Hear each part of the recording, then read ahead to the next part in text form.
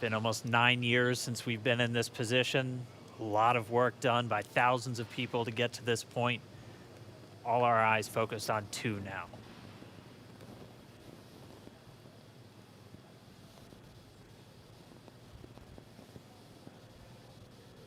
Stage 2 lock float is closed out. Propellant fills are complete.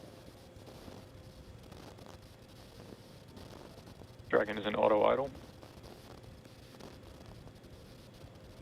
Stage 2 LOX load complete. All fuel, all oxidizer on Falcon 9. 1 minute, 34 seconds to go till launch. Ground gas closeouts is starting.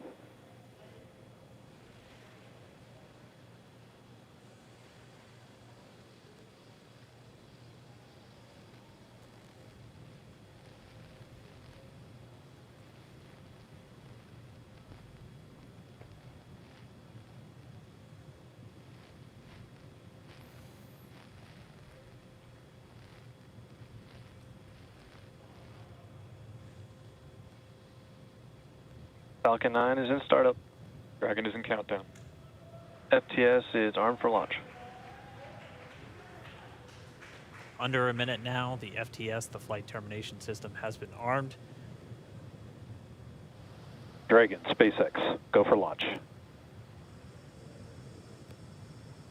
SpaceX Dragon, we're go for launch. Let's light this candle.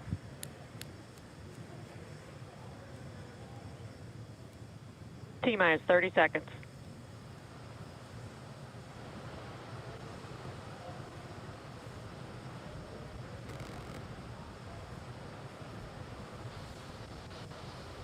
Stage 1 tanks pressing for flight. T-minus 15 seconds. 10, 9, 8, 7, 6, 5, 4, 3, 2, 1, 0. Ignition. Liftoff of the Falcon 9 and Crew Dragon. Go NASA, go SpaceX, Godspeed, Bob and Doug. America has launched. One Alpha. And so rises a new era of American spaceflight, and with it the ambitions of a new generation continuing the dream. 20 seconds into flight, stage 1 propulsion is nominal.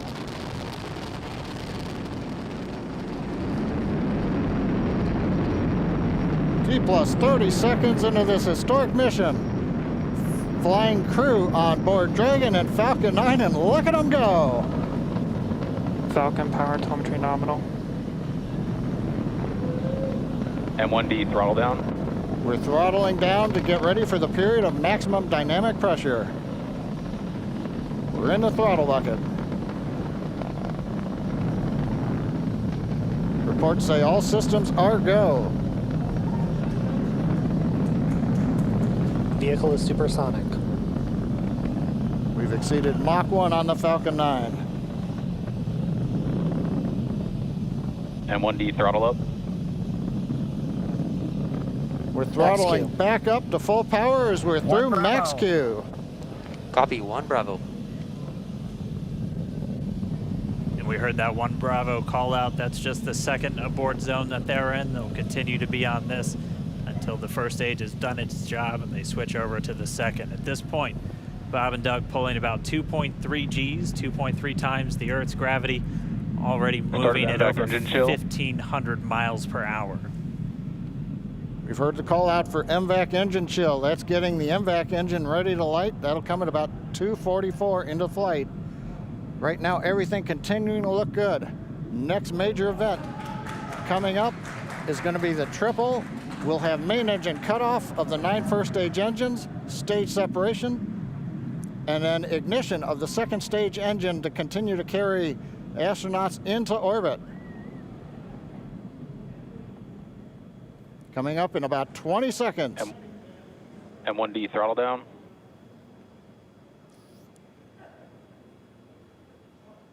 We heard we're throttling down the Merlin engines on the first stage.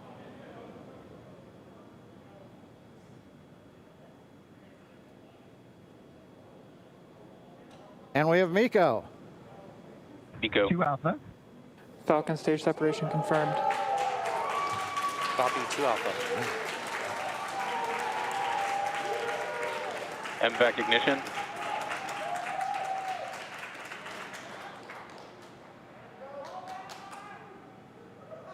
right, we have stage separation confirmed. The first stage beginning its flight back. The second stage being powered by that single Merlin 1D vacuum engine has ignited and is now Acquisition of signal carrying loss. Bob and Doug into orbit. So they're going to continue under the power of this second Stage stage, 2 propulsion is nominal.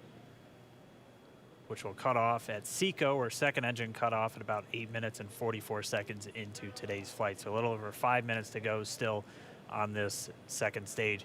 You heard the call out to Alpha, so they're now in the longest abort zone that carries them all the way from about North Carolina up the eastern seaboard almost to Canada. Things looking good though, getting good call outs, nominal propulsion on that second stage. Bob and Doug continuing to make their way into orbit.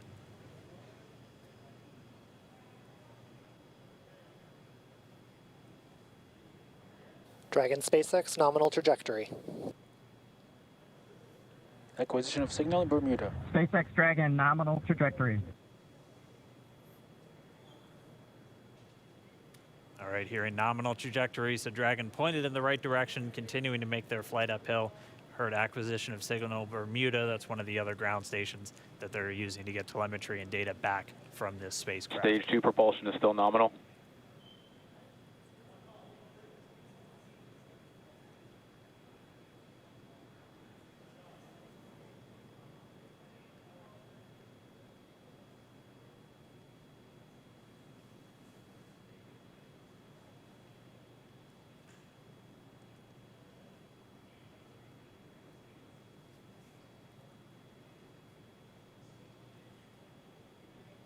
A little over 4 minutes, 40 seconds into the flight. Bob and Doug flying at more than 5,600 miles Dragon per hour. SpaceX nominal trajectory. Already almost 200 miles downrange from the Kennedy Space Center. Nominal trajectory continuing.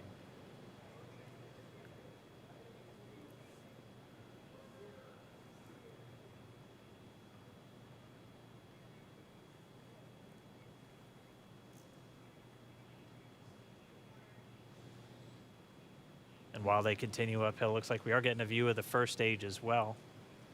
Yep, on your right screen, you can see that first stage with the grid fins deployed. It's making its way back to attempt to land on our drone ship, Of Course I Still Love You, today. And we're just about a couple minutes away from the entry burn, and that's where 3 of the 9 Merlin engines do ignite to help slow the vehicle down as it re-enters back into the Earth's atmosphere. And then after the entry burn will be the landing burn, which is just a single engine Dragon SpaceX nominal trajectory. And you heard Nominal Starting trajectory. chill for entry burn. there's that call out. They are still on a nominal trajectory on Dragon, still on second stage, and that's that MVAC engine on second stage on your left screen.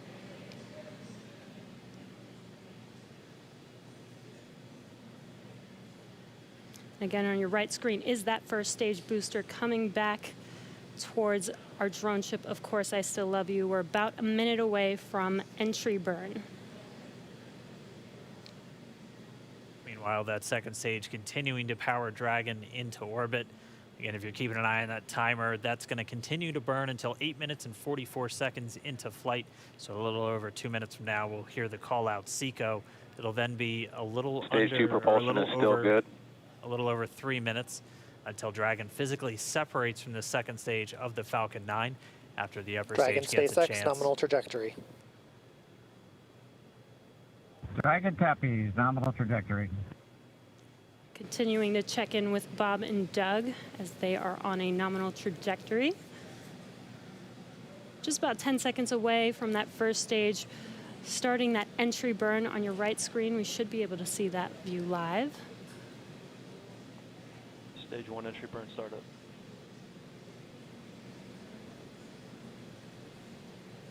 And there is that entry burn Acquisition of signal beginning. New Hampshire. This burn lasts about 36 seconds long. Stage 2 FTS is saved.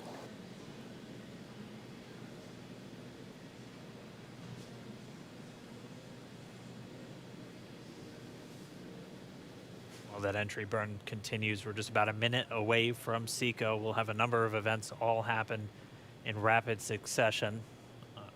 It'll Help be and the shut down. second engine cutoff. Stage 1 We'll entry be burn looking shut for down. that stage 1 landing burn shortly after. Yeah, actually, just within a few seconds of each other. It's such a cool view on your left screen, seeing Bob and Doug on Dragon. Right now, you can see the displays that they are seeing right now themselves. Terminal guidance.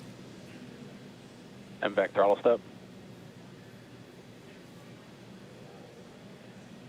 We are coming up 25 seconds or so away from SECO, or second engine cutoff.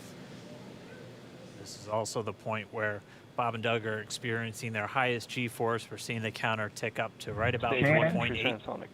Copy Shannon. You heard Shannon, so that just means they're in their final abort zones. If they were to abort at this point, it would either be an abort to orbit or to land off the coast of Ireland. Standing by for second Stage 1 engine landing cutoff startup. confirmation. MVAC throttle step. MVAC shut down. Stage 1 landing learn. Confirmation of SECO's second engine cutoff. Now we are waiting for our first stage to make its way to our drone ship. Of course, I still love you. Dragon SpaceX nominal orbital insertion. Did Launch get escape system confirmation is disarmed. nominal Dragon orbital copy. insertion. Nominal Stage orbital 1 landing leg insertion. deploy. And what you're seeing on your screen is a live view of our drone ship, where our first stage will be coming down. Looks like we lost that live view, but we'll wait for confirmation of that landing shortly here. Falcon 9 first stage successfully landed. And aboard there you full can central see on load. your screen, Falcon 9 has landed. This is the first Falcon 9 to carry Acquisition of signal humans view to from orbit, so very exciting for us. And as you can see on your right screen, Bob and Doug are still making their way to their targeted orbit. M1D to recovery 1. So exciting today. M1D. It doesn't stop. It does not stop. All right, we did hear again that call out, good orbital insertion, so that means Falcon 9 and Dragon right now exactly where they're supposed to be. M1D to FRC on recovery 1. And it's right at about 12 This minutes is FRC. when Can you Dragon will switch over to separate. ECF9? Looks like we saw a 0G indicator floating around there. I know Bob and Doug owe us a little bit about what exactly that is that they brought up with them.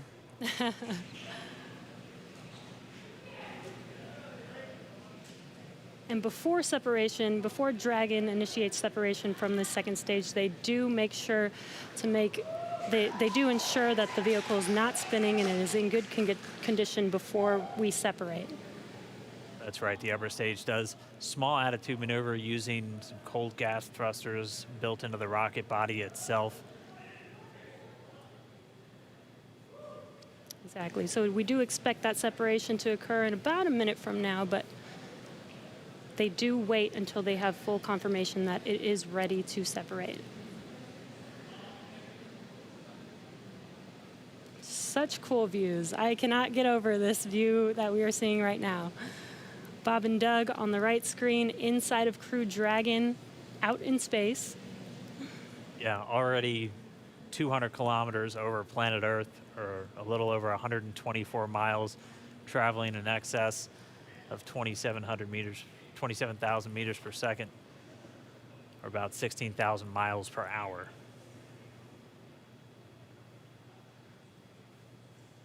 So again, we're just standing by. That separation event should be coming up shortly.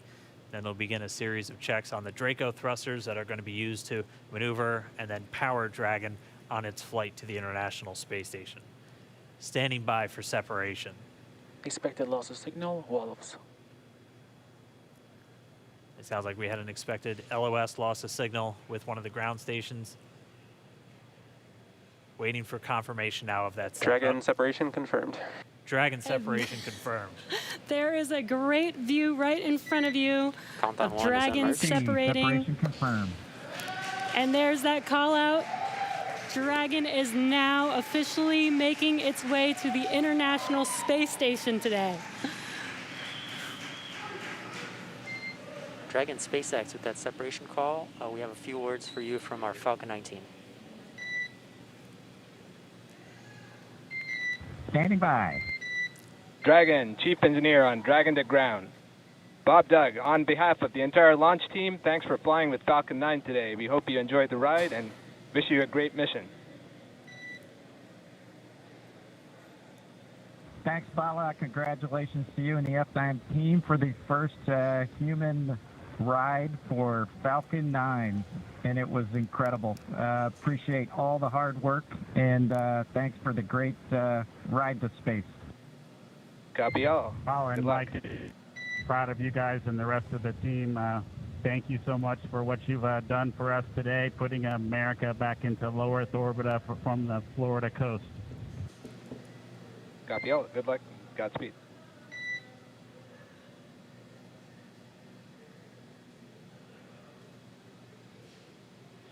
All right, so Bob and Doug are in And Dragon space. SpaceX, we confirm nominal ECLS activation and service section Draco checkouts. Nose cone deploys in progress.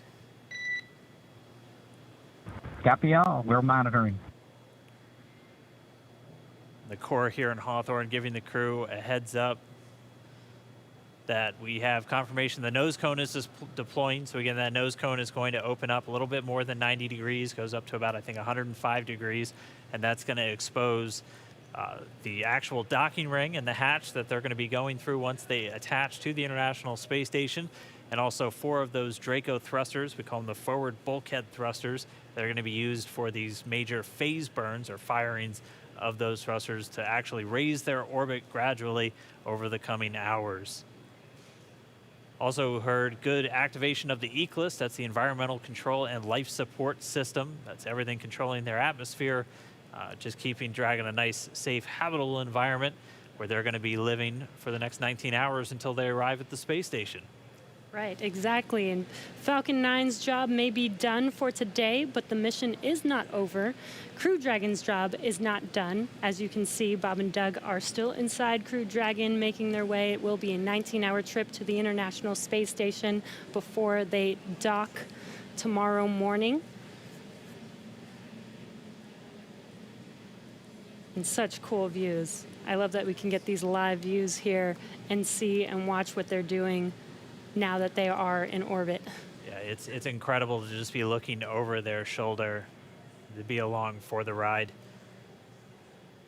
And we're going to be with them, and we're going to be with all of you the entire way for their journey to the space station. We're going to be covering live throughout. Bob and Doug will obviously have a sleep period where they'll get about 8 hours of sleep a little bit later today before they wake up for all of their final approach. One of the major things we are looking forward to in the next couple of hours is going to be their first turn at the controls. So they're actually going to be using those touchscreen displays to take control and manually pilot Dragon. We'll walk you through what that's going to look like, and assuming we have some good ground station coverage, we'll be able to get views from right inside Dragon, looking over their shoulder as they manipulate the controls at the display. But I mean, we had a smooth ride uphill, both stages of the Falcon 9 doing their job, placing Bob and Doug into orbit. I mean, this is a day, this is a historical day. This is us kicking off that new era of space flight that we've all been talking about and longing for since the Space Shuttle program came to an end in 2011. Yes. And the weather cooperated. Yes, second time's a charm. Right. All right, so day for the history books. As you can see, we have lost some live signal there, but the mission still continues, and we're going to send it over to KSC to continue broadcasting live with you Expected loss guys. of signal, Newfoundland. Yeah, Jesse and Dan, we are just in awe over here. When I woke up this morning and looked at the weather forecast, I was like, man, we're going to be back here on Sunday, but we did it. The room cleared out. Everybody was outside watching, and inside the lights were shaking, the cameras were shaking. Lauren came back in with tears in her eyes. This is really amazing. I can't believe it. I saw it with my own eyes. This is, I'm a little bit speechless. Just so grateful that we got them up there, and there's a lot more to go. But I'm so happy they're safe right now. I'm just so happy. Yeah. Leland, you were talking about it. It's amazing what we can do when we work together. Yes, American astronauts on an American rocket from American soil, showing you what Americans can do when we come together as a team and blast Doug and Bob off to the cosmos. This is what it's all about, and their families and everyone is working together to take them up to space safely. So I don't know what to say. That rocket fuel is still in my veins, and I want to go get on the rocket. Well, it's too late now. Maybe the next one. I know. But we want to go over to Daryl at OSB2. He's there with the administrator, who hopefully has more words than we do, because we're still kind of speechless. Daryl? Pretty incredible here, Marie, at the Operations Support Building, where a chorus of applause has been happening from the beginning of launch and throughout the various stages. Some very special guests were here to watch it. That includes President Donald Trump, Vice President Mike Pence, and NASA Administrator Jim Bridenstine, who joins me now. And you were with the President and the Vice President. America's back, launching human astronauts again. Tell me how you feel about that, and tell me about the President watching launch and what happened there. So this has been a long time coming. It's been 9 years since we've launched American astronauts on American rockets from American soil, and now it's done. We have done it. It's been way too long. I want to give a lot of credit to Charlie Bolden. He was my predecessor as the NASA administrator. He fought hard for this program at a time when it didn't get any support in Congress.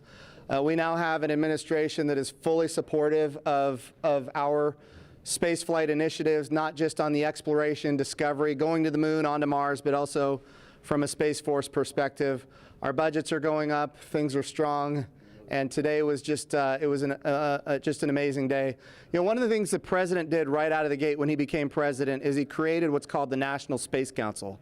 And he put the Vice President as chairman of the National Space Council. And on that National Space Council, you've got the Secretary of Defense and the Secretary of State and the Secretary of Commerce, the Secretary of Transportation, the Secretary of Education, the chairman of the Joint Chiefs, all of these different amazing individuals that deal with space day in and day out. A lot of people don't realize how many parts of the federal government deal with space.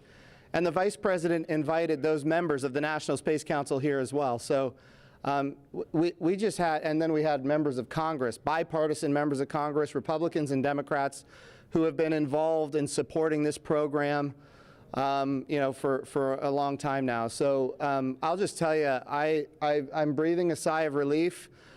But I will also tell you, I am not going to celebrate until Bob and Doug are home safely.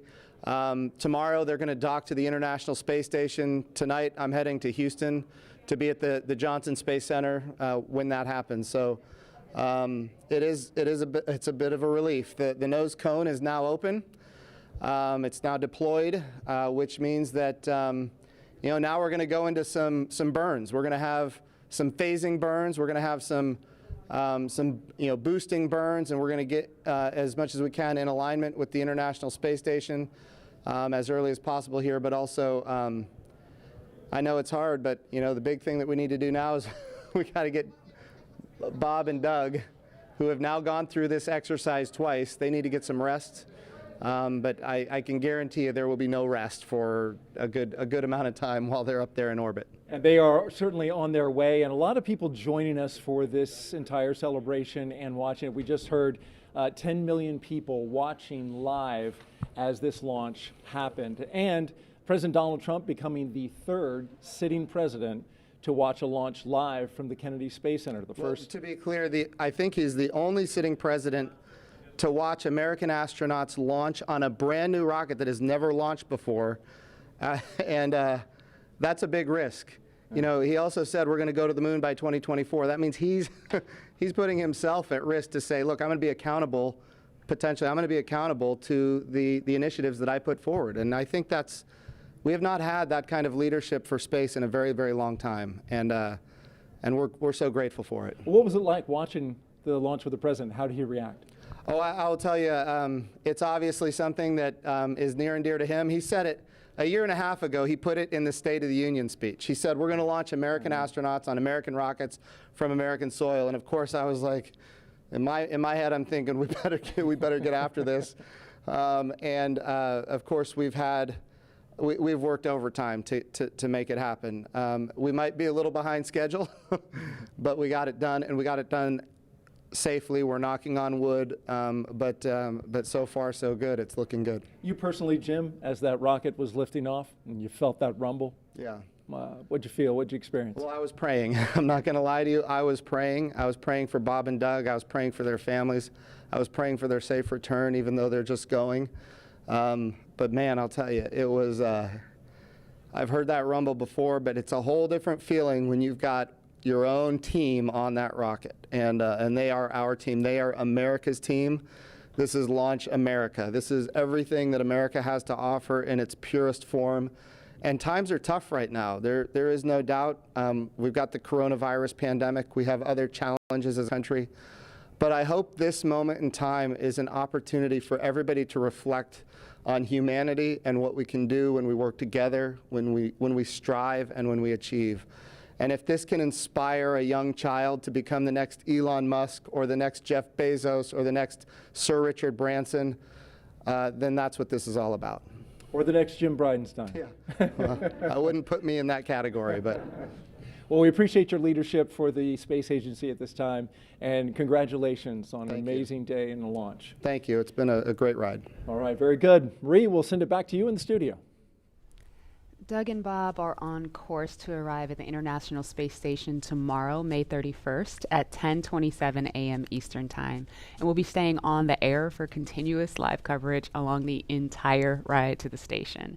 So though our coverage here is concluding, we will turn it over to the teams in Hawthorne and Houston to take us through the next phases of the Demo-2 mission, all the way through hatch opening and a welcome ceremony on the space station for Bob and Doug tomorrow.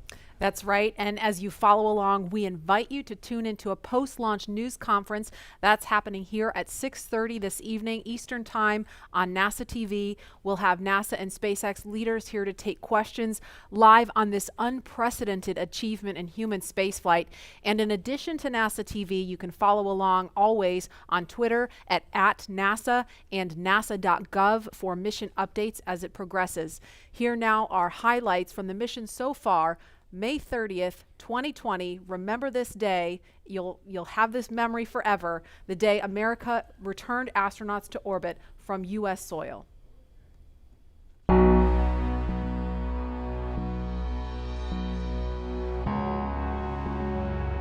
Wow, we're making history again. Let's go.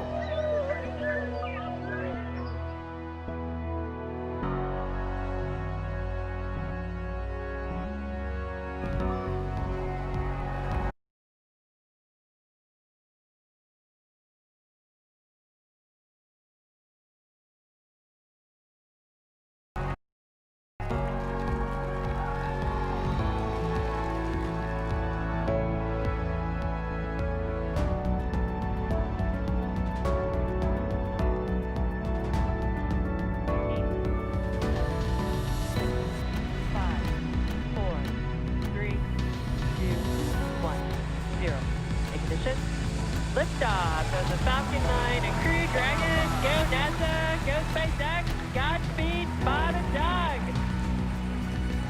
America has launched. So rises a new era.